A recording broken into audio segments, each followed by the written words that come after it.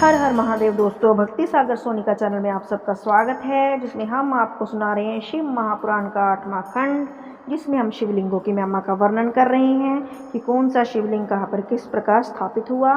पीछे हम आपको 20 अध्याय सुना चुके हैं, जिनके लिंक हम आपको डिस्क्रिप्शन में दे रहे हैं, आप वहाँ जाकर देख सकते हैं। और यदि अब तक सब्सक्राइब नहीं किया तो कृपया सब्सक्राइब ज़रूर करें।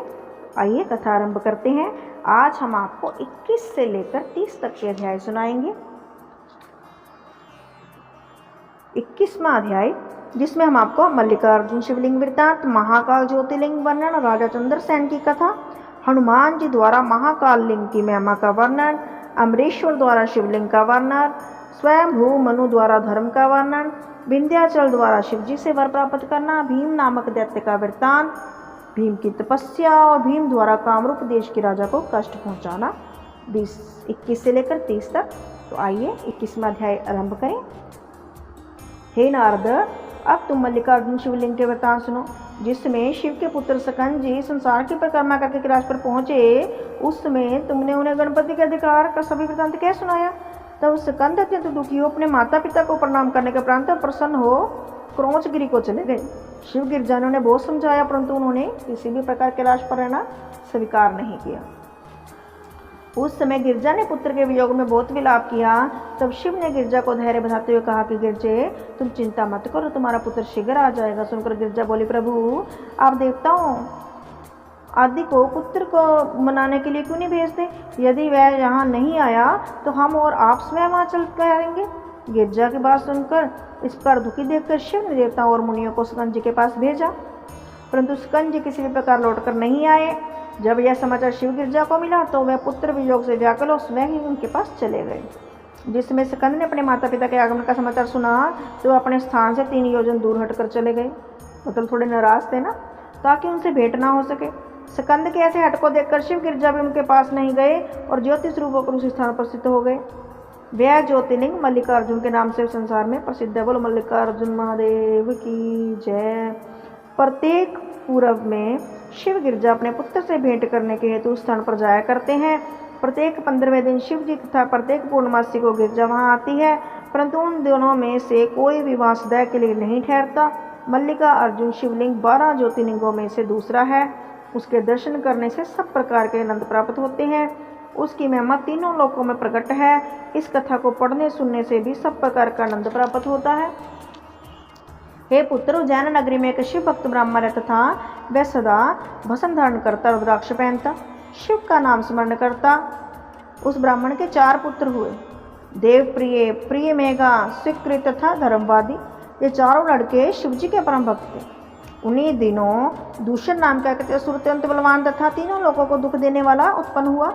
वह अपनी पत्नी सहित रतनमाल गिरी पर वनवास करना था। उसने मेरी तपस्या करके अपार बलशाली होने का वरदान प्राप्त किया।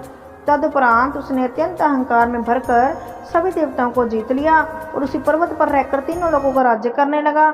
उसने सब धर्म मिटाकर अनेक प्रकार के पाप फैलाए और देवता, ऋषि, मुनि, ब्राह्मण को कष्ट पहुंचाया।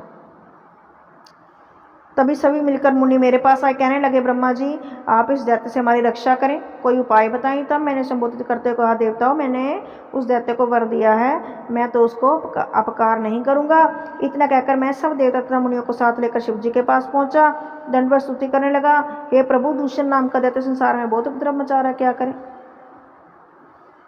हम लोगों पर कृपा कीजिए और उसका नाश कीजिए।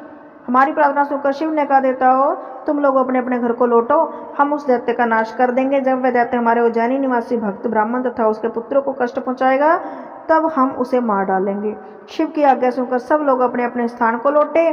कुछ समय बाद शिव की माया से दूषण के मन में विचार उत्पन्न हुआ कि मुझे शिव भक्तों तथा देवताओं को दुख पहुंचाना चाहिए। तो वह स्वयं एक विशाल सेना लेकर शिव भक्तों को वध करने लगा और उज्जैनी में जा पहुंचा, क्योंकि उसने यह सुना था कि उज्जैनीपुरी में बहुत से शिव भक्त निवास करते हैं। वहां पहुंचकर उसने पुरी को चारों ओर से घेर लिया और दुख पहुंचाना आरंभ कर दिया। उपद्रव को देखकर लोग व्याकुल अपने अपने घर छोड़कर बाहर को भागे। दैत्य उन्होंने पकड़कर मार डाला। उस दैत्य के उपद्रव को देखकर शिव जी के भक्त अपने स्थान पर हटकर बाहर नहीं निकले, क्योंकि उन्हें यह विश्वास था कि शिव जी हमारी सहायता अवश्य करेंगे। यह देखकर वह दैत्य शिव भक्त के स्थान पर जा पहुंचकर उन्हें मार डालने के लिए अपने दैत्य को आज्ञा देने लगा। शिव जी के भक्तों को उस समय कोई भय नहीं था, कोई चिंता नहीं थी, क्योंकि उनको भोलेनाथ पर भरोसा था। जिस स्थान पर शिव भक्त ब्राह्मण बैठे हुए थे, पार्थिव पूजन कर रहे थे, उसके चारों ओर की पृथ्वी अचानक ही फट गई और वहाँ एक भारी गड्ढा हो गया। उसमें पृथ्वी फटने से ऐसा भयानक शब्द हुआ जिसके सुनकर तीनों लोग कांपते हुए उस दृश्य को देखकर दूषण की कोई चिंता नहीं हुई और गड्ढे के भीतर घुसकर ब्राह्मणों के पास जा पहुंचा। उसमें शिव जी वहाँ प्रकट हो गए और अत्यंत क्रोध में भरकर दूषण ने इस प्रकार कहने लगे कि दूषण मूर्ख, हम अपने भक्तों के रक्षक हैं, हम महाकाल हैं, इसीलिए उचित है कि अब तू अपने पांव आगे मत बढ़ा। शिव के मुख से वचन सुनकर दैत्य नहीं माना, कुछ आगे को बढ़ा। उसी समय शिव ने एक और हुंकार भरी और महाभयानक अग्नि प्रकट हुई। दूषण अपने साथियों सहित अग्नि में भस्म हो गया। शिव के दर्शन पाकर जब वह ब्राह्मण अपने चारों पुत्रों सहित अत्यंत क्रुद्ध हो अत्यंत स्तुति करने लगा, देवताओं ने दुंदुभी बजाई, आकाश से पुष्प वर्षा हुई, शिव की स्तुति करने लगे। उस ब्राह्मण ने शिव जी की प्रार्थना करते हुए कहा, प्रभु आपने यहाँ प्रकट होकर भक्तों को कृतार्थ किया है। अब मेरी अभिलाषा है कि आप इस गर्भ में गिरजा के सहित गणों सहित स्थित हो। यह दूषण नामक एक दैत्य संसार के लिए काल सर्प स्वरूप था, अतः आप उसको नष्ट करने वाले महाकाल हैं। आप इस महाकाल के नाम से संसार में प्रसिद्ध हों। आपकी पूजा करने वाले अपने सभी मनोरथ को प्राप्त करें। ब्राह्मण की प्रार्थना को सुनकर शिव ने स्वीकार किया। ब्राह्मण द्वारा स्थापित लिंग मूर्ति में अपने पूर्णांश को महाकाल नाम से विख्यात किया तथा उसके पुत्रों ने, मैंने, विष्णु जी ने तथा अन्य सब देवताओं ने, ऋषि मुनियों ने महाकाल ज्योतिर्लिंग का पूजन किया। सब लोग अपने अपने लोक को गए। इस कथा को जो कोई सुनता और सुनाता है उससे भी अत्यंत आनंद प्राप्त होता है। बोलो महाकालेश्वर भगवान की जय। हे नारद, महाकाल का पूजन करने पर संसार में कोई वस्तु दुर्लभ नहीं रहती। महाकाल के सेवकों को धन, स्त्री, पुत्र, यश आदि प्राप्ति होती है। सभी रोग नष्ट हो जाते हैं, आयु बढ़ती है। राजा चंद्रसेन तथा श्रीकर की विपत्ति भी महाकाल की सेवा से दूर हो गई। नारद जी ने कहा, पिताजी आप मुझे उनका वृत्तांत भी सुनाइए, उनकी कैसे मदद की भोलेनाथ ने, क्या कृपा हुई। पुरातन काल में उज्जैनीपुरी में एक चंद्रसेन नाम का राजा राज्य करता था। वह राजा शिव का भक्त था, महाकाल की सेवा करता था। शिव जी के गण मणिभद्र ने उसे राजा की मित्रता हो गई तो मणिभद्र ने प्रसन्न होकर उसे एक चिंतामणि दी, जिसके दर्शन, स्पर्श, श्रवण तथा ध्यान मात्र से संपूर्ण दुख दूर हो जाते हैं। सूर्य के समान उसका प्रकाश फैला। जिस समय राजा चंद्रसेन उस मणि को पहन लेता उस समय सूर्य के समान दिखाई देता। जब अन्य राजाओं ने उस मणि की ऐसी प्रशंसा सुनी तो अपने मन में इच्छा की कि मणि को स्वयं प्राप्त कर ले और उसके शत्रु बन गए। पृथ्वी भर के राजाओं ने सम्मिलित होकर राजा चंद्रसेन के ऊपर चढ़ाई कर दी। उसकी नगरी को चारों ओर से घेर लिए। चंद्रसेन अत्यंत दृढ़तापूर्वक महाकाल की सेवा में लगा रहा। उस समय महाकाल शिव ने चित्र किया कि एक गोपी अपने 5 वर्ष के बालक को साथ लेकर राजा चंद्रसेन के पास पहुंची और उसकी पूजा को देखने लगी। नारद उस समय गोपी के पुत्र के हृदय में शिवलिंग की पूजा करने की विलासा हुई। तब एक पत्थर को एक स्थान पर स्थापित कर अपनी बुद्धि के अनुसार उसका पूजन करने लगा। वह बालक शिव को प्रणाम करता हुआ आनंद विभोर और नृत्य करने लगा। जब उसकी माता ने उसे भोजन करने के लिए बुलाया तो उसके पास न जाकर शिव की पूजा करता रहा। देखकर वह बालक शिव के प्रेम में शिवलिंग को उठाकर बहुत दूर फेंक दिया गया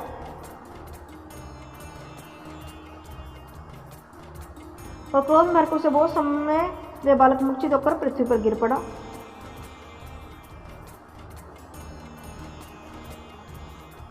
हे नारद, जब उस बालक की मूर्छा टूटी तो उसने तंद्रित अवस्था में एक अपूर्व दृश्य देखा। उसने यह देखा कि अति सुंदर शिवालय बना है जिसमें अनेक प्रकार की रत्न मणियां खड़ी हैं। सिंहासन के ऊपर शिव विराजमान है। इस दृश्य को देखकर वह बालक अत्यंत प्रसन्न हुआ। शिव को प्रणाम करके स्तुति करने लगा। अपनी माता के अपराध के लिए क्षमा मांगने लगा। प्रभु, मेरी माँ मूर्ख है, उसे नहीं पता, आप उस पर क्रोध ना करें। मुझे आपकी पूजा द्वारा जो फल प्राप्त हुआ उसके बदले में केवल यह चाहता हूँ कि मेरी माता का अपराध क्षमा करें। इस दृश्य को देखने के उपरांत वह बालक संध्या होने पर जब अपने घर को चला तो देखा कि मार्ग में इंद्रलोक के समान एक अत्यंत सुंदर नगर बसा हुआ है। उस नगर में सभी भवन निर्मित हैं। उनमें चारों ओर मणि, मुक्ता और रत्न जड़े हुए हैं। उन सब भवनों में उसकी माता का एक भवन है। उस भवन के बीच में एक रत्न जटित शैया पर रखी हुई थी जिसके ऊपर श्वेत वस्त्र उसकी माता गोपी शयन कर रही है। उस समय उस गोपी का शरीर अत्यंत सुंदर प्रकाशवान था। तब उस बालक ने अपनी माता के पास पहुंचकर उसे नींद से जगाया। जब गोपी ने उठकर उस अद्भुत चित्र को देखा तो पहले तो उसे अत्यंत आश्चर्य हुआ तो परंतु उसे अपने पुत्र को अपने पूर्वक हृदय से लगा लिया। सभी वैभव को शिव की कृपा समझकर उसने राजा चंद्रसेन के पास सब वृत्तांत कहला भेजा। राजा चंद्रसेन यह समाचार सुनकर अपने मित्रों सहित नगर को देखने के लिए पहुंचा। वह अत्यंत प्रेम मगन होकर उसने बहुत सा उत्सव मनाया। नारद उस प्रकार रात्रि भर शिव के चरित्रों का वर्णन करता रहा, उनकी महिमा का गुणगान करता रहा। राजा का पूरा समय एक पल के समय व्यतीत हो गया। उसमें अपने मन में शत्रुओं के कुछ भी भय न रहा। प्रातःकाल होने पर अन्य राजाओं ने अपने दूतों द्वारा शिव का चित्र सुना और वह सब शस्त्रों को त्याग कर राजा चंद्रसेन की शरण में गए। राजा चंद्रसेन ने उनका अत्यंत स्वागत कर वे सब लोग महाकाल दर्शन करने के उपरांत गोपी के भवन में गए और उसके अत्यंत प्रशंसा करने लगे। जब उन्होंने गोपी पुत्र द्वारा स्थापित शिवलिंग को देखा तो हृदय में शिव भक्ति का संचार हुआ। उस समय वहाँ एक बड़ी भारी सभा का आयोजन किया गया। पृथ्वी पर जितने भी गोप थे उस बालक को सबका राजा बनाया गया। हनुमान जी भी वहाँ प्रकट हुए। हनुमान जी देखकर सब राजा उठकर खड़े हो गए, अत्यंत प्रसन्न हुए कि हनुमान जी आए हैं, हमारे बड़े भाग्य जो आपने दर्शन दिए। राजाओं की यह प्रार्थना सुनकर हनुमान जी ने सबको आशीर्वाद दिया। तदुपरांत उन्होंने गोपी पुत्र को अपनी गोद में उठाकर सब राजाओं को संबोधित करते हुए कहा कि राजाओं, शिव जी का यह महाकाल नाम का लिंग अत्यंत प्रतापवान है, सबको सुख पहुंचाने वाला है, सब प्रकार के दुखों को नष्ट करने वाला है, भक्तों को आनंद प्रदान करने वाला है, शत्रुओं को नाश करने वाला है। कल 13 तिथि अथवा शनिश्चर का दिन था। उस समय प्रदोष के समय इस गोपी पुत्र ने शिव जी का पूजन किया। उसी सेवा से प्रसन्न होकर महाकाल ने इसे राजा चंद्रसेन सहित कृतार्थ कर दिया। कृष्ण पक्ष की शनिवार में जो प्रदोष व्रत होता है उनकी महिमा अपार होती है। ऐसे शुभ संयोग पाकर जो मनुष्य महाकाल की पूजा नहीं करता उसके अधिक भाग्यहीन कोई नहीं है। हे राजाओं, उस बालक ने के कल के दिन ऐसे शुभ संयोग में महाकाल का पूजन किया था। इस बालक की 8वीं पीढ़ी में नंद नामक एक गोप उत्पन्न होगा। वह गोप शिव का परम भक्त होगा तथा इस बालक द्वारा स्थापित गोपेश्वर शिवलिंग का पूजन करेगा। उस समय शिव जी की आज्ञा से विष्णु नंद गोप के घर उसके पुत्र रूप में अवतार लेंगे। वे कृष्ण नाम से संसार में प्रसिद्ध होंगे। आज से इस बालक का नाम श्रीकर होगा। इतना कहकर हनुमान जी ने श्रीकर को शिव के पूजन की विधि बताई। तदुपरांत राजा चंद्रसेन अब श्रीकर पर अनुग्रह करके अंतर ध्यान हो गए। राजा भी चंद्रसेन श्रीकर शिव की यथाविधि पर पूजा करने लगे। इन महाकाल ज्योतिर्लिंग की ऐसी अपार महिमा है, जो प्राणी इस परम पुनित चित्र को पढ़ता अथवा सुनता है, दूसरों को सुनाता है, उसको आनंद की प्राप्ति होती है। 25वां अध्याय। हे नारद, एक समय तुम गोकर्ण क्षेत्र में गए, वहां तुमने तीर्थ स्थान कर महाबल शिवलिंग का पूजन किया। तदुपरांत तुम अन्य शिवलिंगों के दर्शन के लिए रेवा नदी पर पहुंचे। नर्मदा कहकर भी पुकारा जाता है, जो शिव जी की पुत्री के रूप में प्रसिद्ध है। उस तट पर पहुंचे। रेवा का दर्शन करके मात्र से ही संपूर्ण पाप नष्ट हो जाते हैं। तीनों लोकों में गंगा नदी को सर्वोपार कहा गया है, क्योंकि उसमें स्नान करने से महान सुख प्राप्त होता है। परंतु वेद पुराणों का यह कथन है कि रेवा नदी गंगा से भी अधिक श्रेष्ठ है। यमुना नदी में 14 दिन स्नान करने से, सरस्वती नदी में 3 दिन स्नान करने से तथा गंगा नदी का केवल दूर से दर्शन करने मात्र से सब पापों से मुक्ति मिलती है। उस स्थान पर यदि शिव निर्माणालय तो ग्रहण कर लिया जाए तो कोई दोष नहीं रहता। वहाँ तारा यंत्र नामक जो तीर्थ है, वह संपूर्ण पापों को नष्ट करने वाला है। नारद, ऐसी पार महिमा शालिनी रेवा नदी में घूमने तुमने संसार स्नान किया, प्रणेश्वेश्वर शिवलिंग का पूजन किया। फिर तुमने विंध्याचल पर्वत को देखा, जहाँ संपूर्ण संसार को आनंद एकत्रित सा प्रतीत होता है। वह तुम्हें अगवानी करने के लिए आगे बढ़े।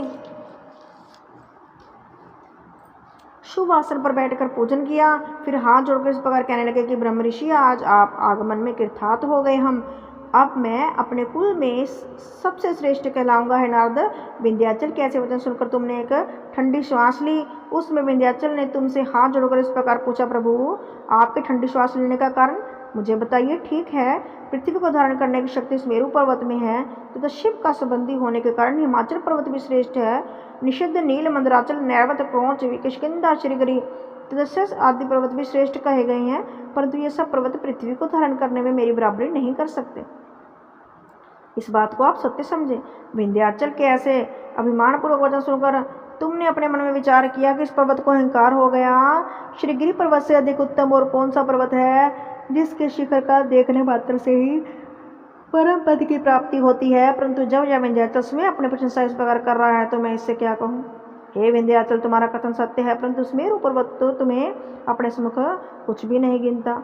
इसमें विंध्याचल पर्वत अपने मन में चिंतित होकर विचार करने लगा कि मैं मेरु पर्वत से किस प्रकार बदला लेकर अपनी महिमा को सबसे सिद्ध करूं।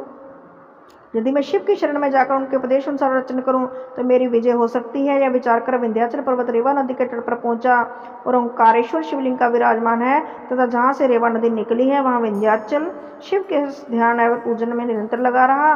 तब शिव जी ने प्रसन्न होकर उनसे सम्मुख अपने मुख्य लक्षण सहित प्रकट हुए और वरदान मांगने को कहा।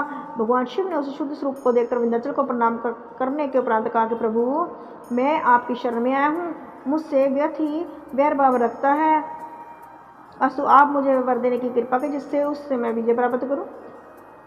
विंध्याचल की प्रार्थना सुनकर शिव ने कहा तथास्तु। उसी समय वहां सब देवता तथा मुनि भी एकत्रित हो गए, शिव से प्रार्थना करने लगे। कृपा करके मुनि भी आकर एकत्रित हो गए, उस लिंग में प्रविष्ट हो गए। सबने स्वीकार किया, विंध्याचल में स्थित किया था। शिव जी ने पूर्णांग से जिस लिंग में वास करना स्वीकार किया उसका नाम तारेश्वर प्रसिद्ध हुआ। तभी वहाँ शिव जी के अंश से एक अन्य लिंग की उत्पत्ति हुई जिसे प्राणवेश्वर भी कहा जाता है। उस समय वहाँ बड़ा भारी उत्सव मनाया गया। तदुपरांत शिव सहित सभी देवता मुनि अपने अपने स्थान को चले गए। शिव जी ने वरदान पाकर विंध्याचल अपने घर आया। अपने मन में विचार करने लगा कि सुमेरु पर्वत का अहंकार का कारण केवल यही है कि सूर्य तथा चंद्रमा नक्षत्रों सहित उसकी परिक्रमा करते हैं। मैं उसका अहंकार दूर करने के लिए आज ही इतना अधिक बढ़ूंगा कि सूर्य को चलने से ही रोक दूंगा। जिस प्रकार निश्चय किया, विंध्याचल पर्वत ने बढ़ना शुरू कर दिया, इतना बड़ा कि सूर्य की गति रोक दी। नारद, सूर्य की गति रुक जाने से इंद्रलोक तथा कुबेर लोक में उष्णता बढ़ गई। उन दोनों लोकों में सूर्य की किरणें एकत्रित होकर गिरने लगी। तब वहाँ के सब लोग उन किरणों की अग्नि में जलने लगे। एक और तो यह दशा थी, दूसरी ओर वरुण लोक में अंधेरा छा गया। वहाँ सभी निवासी अत्यंत व्याकुल हुए। इस प्रकार सूर्य की गति रुक जाने के कारण सब दुखी हो गए। तब सभी देवता ऋषि मुनि आदि मिलकर मेरे पास आए। इस प्रकार कहने लगे कि पिताजी, आप किसी उपाय से हम लोगों की रक्षा कृपा करें। अब मैंने उन्हें उत्तर दिया कि देवताओं मुनियों, विंध्याचल पर्वत ने सुमेरु पर्वत पर विजय प्राप्त करने हेतु रेवा नदी के तट पर एक प्राणवेश्वर शिवलिंग की पूजा की और स्वयं भी एक लिंग स्थापना की। अब तुम लोग भी वहाँ पर मिलकर जाओ और उसकी पूजा करो, भोलेनाथ कृपा करेंगे। मेरी बात सुनकर वो भी वहाँ पहुँचे। शिव जी ने उनकी सेवा से प्रसन्न होकर उनको दर्शन दिया और उनको वर दिया। तब उन लोगों ने कोई उपाय बताते हुए कहा कि तुम काशीपुरी में जाकर अगस्त मुनि से यह वृत्तांत कहो, वह तुम्हारे कार्य को सिद्ध करेंगे। भगवान शिव इतना कहकर अंतर ध्यान हो गए। तब सब देवता अगस्त मुनि के समीप पहुंचे और प्रणाम किया। अगस्त ऋषि ने जब उनसे आने का कारण पूछा तो बृहस्पति ने उन्हें उत्तर दिया कि मुनि श्रेष्ठ, विंध्याचल ने ऊंचा बढ़कर सूर्य की गति को रोक दिया। आप ऐसा उपाय करिए जिससे तीनों लोगों का दुख दूर हो। देवताओं की प्रार्थना सुनकर अगस्त जी विंध्याचल के पास पहुंचे। अगस्त मुनि के दर्शन पाते ही विंध्याचल ने अपने मन में अत्यंत भयभीत हो हाथ जोड़कर कहा, प्रभु आप मुझे अपना सेवक जानकर कोई आज्ञा दें, मैं अवश्य पूरी करूंगा।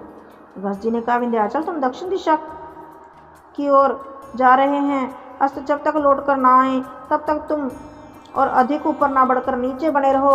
विंध्याचल ने इस बात को स्वीकार कर लिया।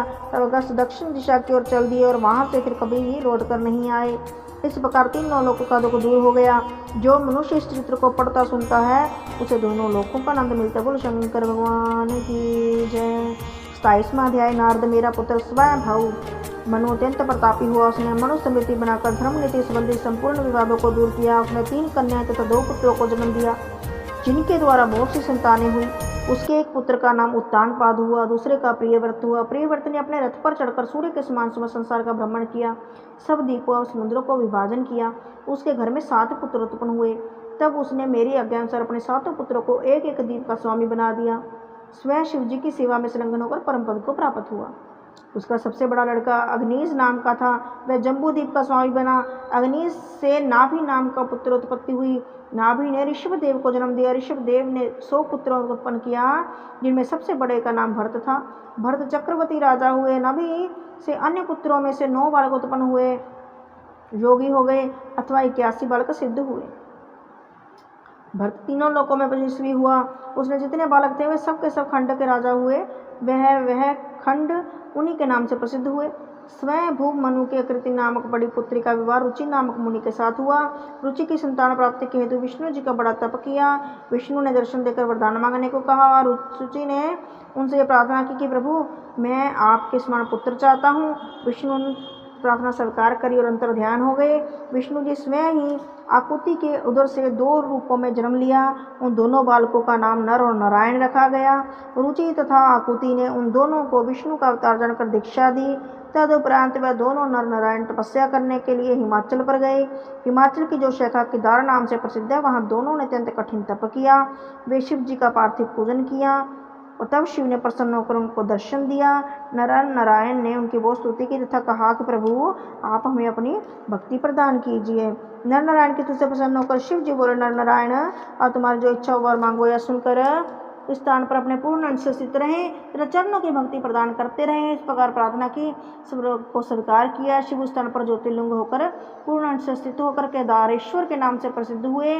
जिस स्थान पर नर नारायण को केदारेश्वर शिवलिंग का पूजन करते हुए स्थान स्थित हुए, उस स्थान को बद्रीवन भी कहा जाता है। ऋषि मुनि आदि समय समय पर पहुंचकर शिव का पूजन करते हैं। केदारेश्वर ज्योतिर्लिंग भरतखंड के निवासियों के संपूर्ण पापों को दूर करता है। उसके दर्शन करने मात्र से ही केदारेश्वर दर्शन करने से ही सब दुख दूर हो जाते हैं और शिवलिंग की महिमा अपार है। हे नारद, विष्णु के अवतार श्री कृष्णचंद्र जी जब जरासंध से परास्त हो गए थे, तब उन्होंने बद्रीवन में जाकर केदारेश्वर शिवलिंग का बड़ा पूजन किया। वे 7 महीने तक योग धारण कर केवल एक पांव पर खड़े रहे, शिव का ध्यान किया। तब शिव जी ने प्रसन्न होकर उनको वरदान दिया, उनसे प्रमेय बल की याचना की, जिसे शिव ने प्रसन्नतापूर्वक प्रदान किया। उस समय राजा पांडु के पुत्र पांडव अपने पापों से मुक्ति पाने के लिए केदारेश्वर शिवलिंग का दर्शन करने पहुंचे। उस समय शिव जी भैंसे का रूप धारण कर वहां से भाग चले, क्योंकि वे नहीं चाहते थे कि ऐसे महापापियों को मुक्त किया जाए। परंतु जब पांडवों ने उनकी अत्यंत विनय की और यह कहा कि आप हमारे पापों को दूर करके कृपा पूर्वक यह स्थिति रहें, तब शिव जी अपने पिछले धड़ से उसी स्थान पर स्थित रह गए, जिसकी सेवा द्वारा पांडवों का संपूर्ण दुख नष्ट हो गए। शिव जी अगले धड़ से नेपाल में जा पहुंचे और हरिहर रूप धारण कर वहीं स्थित हो गए। जो मनुष्य हरिहर शिव का दर्शन करता है, उसके संपूर्ण पाप नष्ट हो जाते हैं।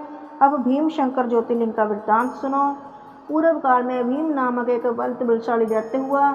उत्पत्ति कुंभकर्ण के वीर द्वारा हुई थी। भीम की माता का नाम कर्कटी था। वह अपनी माता सहित सह नामक पर्वत पर निवास करने लगा।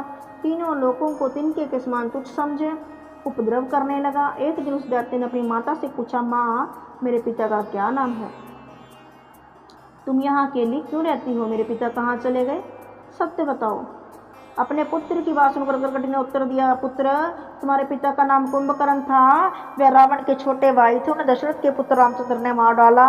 यह सुनकर भीम ने को पूछा, हे माता, तुम मुझे यह बताओ कि कुंभकर्ण तथा रावण कौन थे, राम कौन थे और राम ने उन्हें क्यों मारा? यह सुनकर कर्कटी ने सीताहरण से लेकर रामचंद्र के लंका तक पहुंचने की पूरी कथा सुनाई। पुत्र, जब मैं विधवा हो गई तो अपने माता पिता के घर आकर रहने लगी। अपने पिता की मृत्यु का समाचार सुनकर भीम अपने मन में अत्यंत क्रुद्ध हो विचार करने लगा कि देवताओं ने मेरे साथ बुरा किया। उन्होंने विष्णु की सहायता लेकर मेरे कुल को नष्ट किया।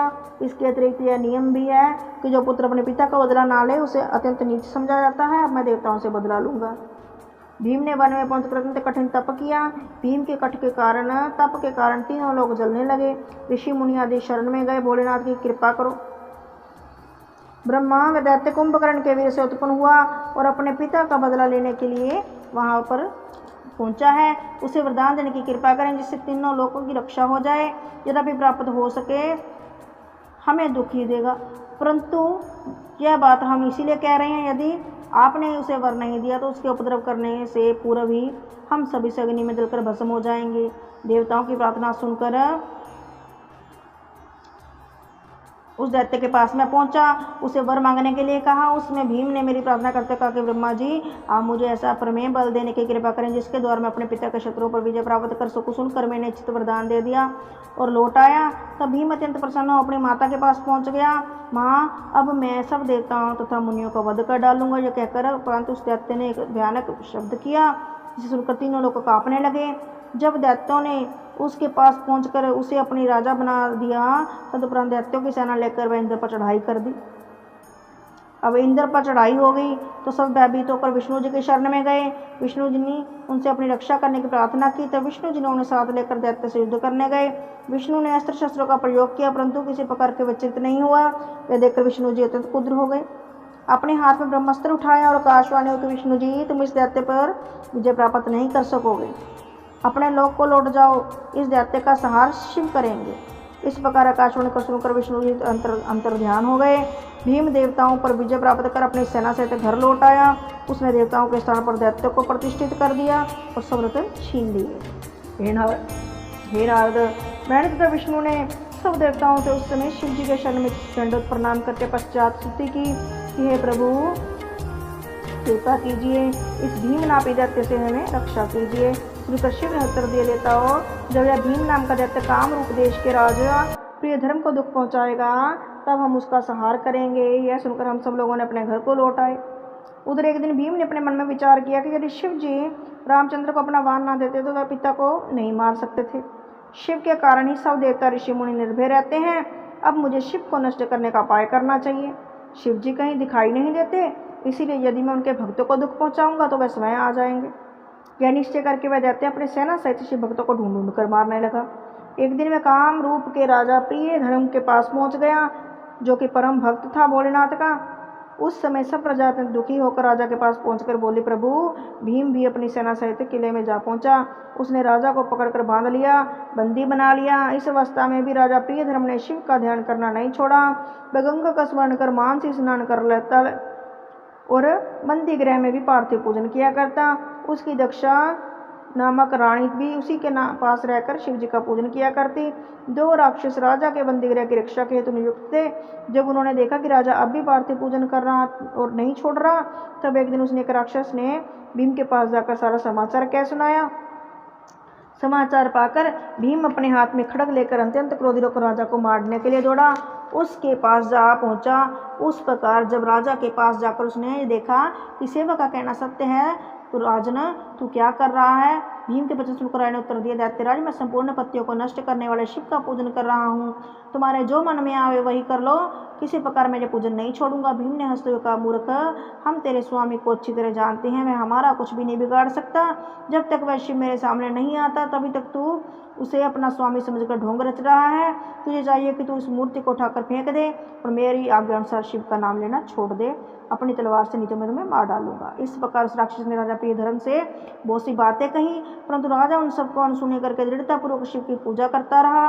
राजा ने विचार करके कि शिव ने अपने भक्तों को अवश्य सहायता करते हैं, भीम को उत्तर दिया कि राक्षस, मुझे ऐसा प्रतीत होता है कि अब तेरा अंतिम समय आ गया है और शिव जल्द ही तुम्हें आकर भस्म कर देंगे।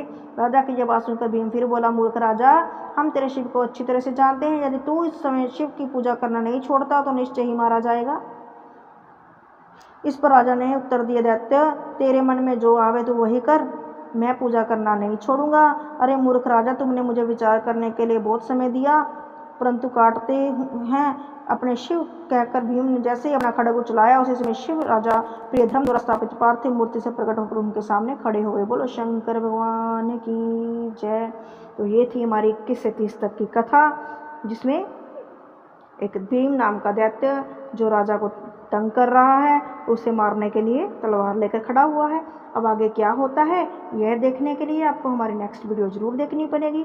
तो धन्यवाद।